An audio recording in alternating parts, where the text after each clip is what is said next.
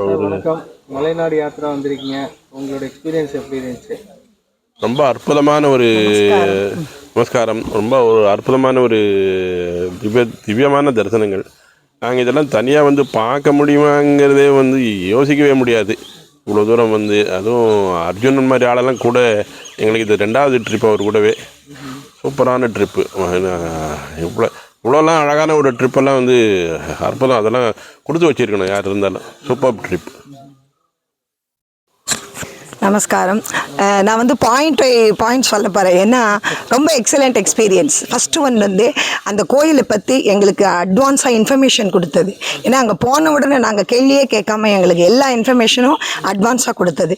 2வது வந்து எங்களுக்கு தகுந்த மாதிரி டைமிங்ஸு கரெக்டாக ஃபாலோ பண்ணது. கரெக்டாக அந்த டயத்துக்கு ஃபுட்டு எல்லாமே எக்ஸலண்ட்டாக ஃபாலோ பண்ணது. Stay really excellent. ஏன்னா ஏஜ்டு பீப்புளுக்கு உங்களுக்கு தெரியும், நல்ல நைட்டு தூங்கினா தான் அடுத்த நாள் காலையில் பிரிஸ்காக எல்லாமே கோயிலை பார்க்கும்போது கூட கான்சன்ட்ரேஷன் வந்து சுவாமி மேலே இருக்கும்.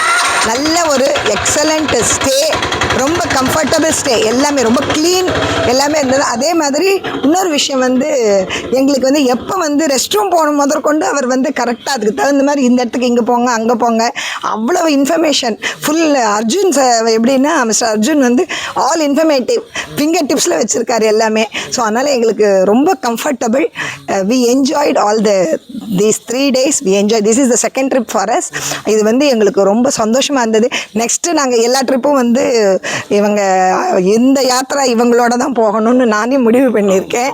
ரியலி ஆமாம், பர்டிகுலர்லி மிஸ்டர் அர்ஜுன் தான் எங்களுக்கு தேவை. Really excellent. All the things எல்லாத்துலையும் எதுலேயுமே வந்து குறையே சொல்ல முடியாது.